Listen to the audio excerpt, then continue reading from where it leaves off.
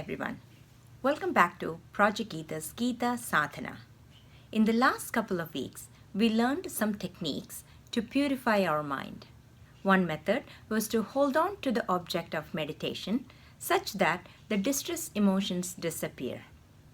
The second method was to do an introspection on a daily basis where we, as a third person, silently observe our mind, analyze it, and readjust or substitute as needed.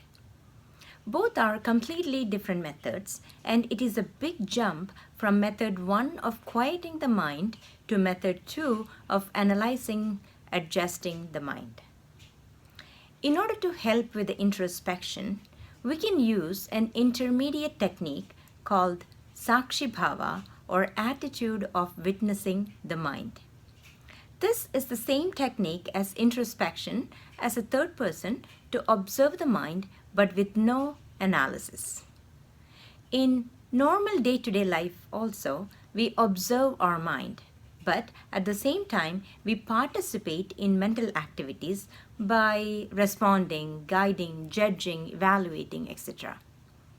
In Sakshi Bhava, we just observe the mind as a passive, detached observer and are not involved with any mental processes. In our daily life, we are so involved in participating in all our mental games, so the sadhana of Sakshi Bhava will be a very difficult practice. Swami Tadatmananda of Arshabodha makes this practice easier in his meditation book with a beautiful metaphor. Imagine your mind is like a room full of stuff. We are not talking physical stuff here, but mental stuff. Rooms usually have windows, and our 5 sense organs like eyes, ears, nose, tongue, and skin are windows here. Sensory inputs like image, sound, smell, taste, and touch enters the mind through these windows. So, all the sensations we experience end up in the room. The room also has thoughts. For example, the flower smells so good, or the interpreted meaning of what I am currently talking. If you had an argument with someone today, the room will have some emotions. Rooms also have cabinets with old stuff called memories. Sometimes we try to open the cabinet ourselves. Sometimes the contents are too much that it burst open, meaning memories just come.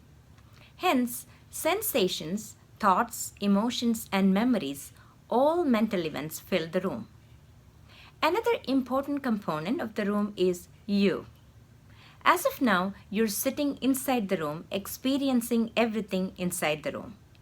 In day-to-day life, we react since we are sitting inside the mind. Now, imagine this funny thing.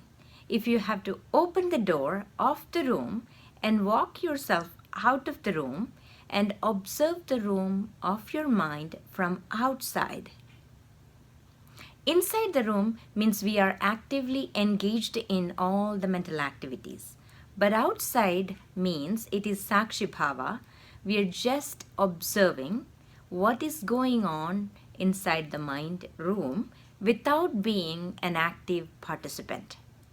Here, we are not controlling our mind or trying to push away our thoughts, but simply observing whatever thoughts are arising within our mind without any judgment or comment.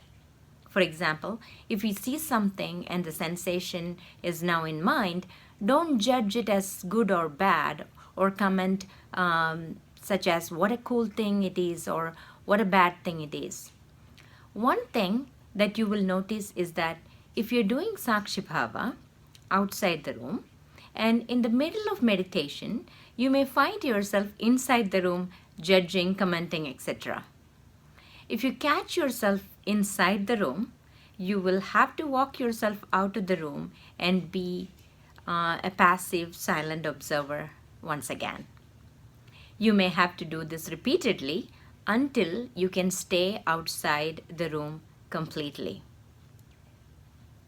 Please contemplate on the idea of Sakshi Bhava for now, and next week we will do a Sakshi Bhava meditation.